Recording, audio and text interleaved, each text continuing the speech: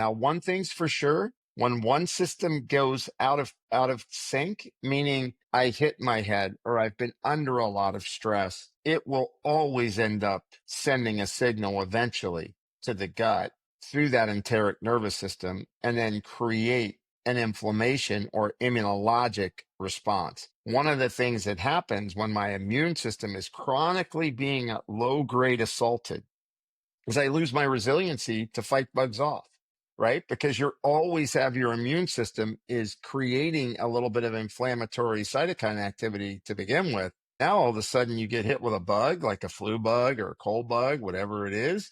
And you don't have the capacity to fight it off like you should. So that's I think the piece that's most important to understand is that it's not just that. I mean, I could give you a complete example of environmental burden, like triad 4 detox, triggering the problems, give you real acute issues. Parkinson's, for example, is related to environmental burden. I mean, they've pretty much disproven that it's like a big genetic thing. It's environmental, disease. I mean, it's because of what you get exposed to.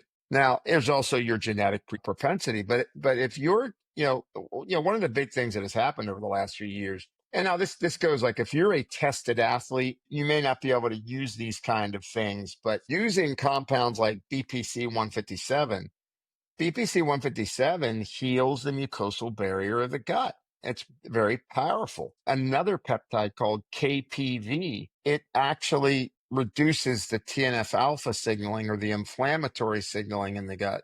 Now, a lot of these compounds, because they're small molecules, cross the blood-brain barrier and help have an obviously positive effect as well.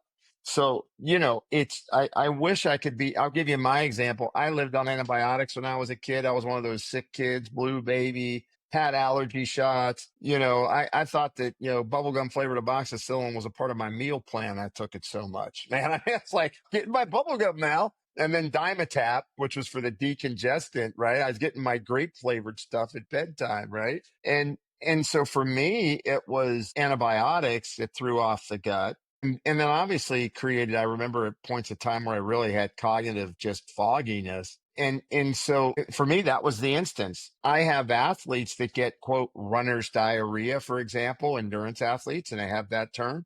Well, that's being driven because of the disruption of excessive cortisol production, then causing a change in the permeability of the gut, leading to a change in the microbiome, leading to a change in inflammatory signaling, right?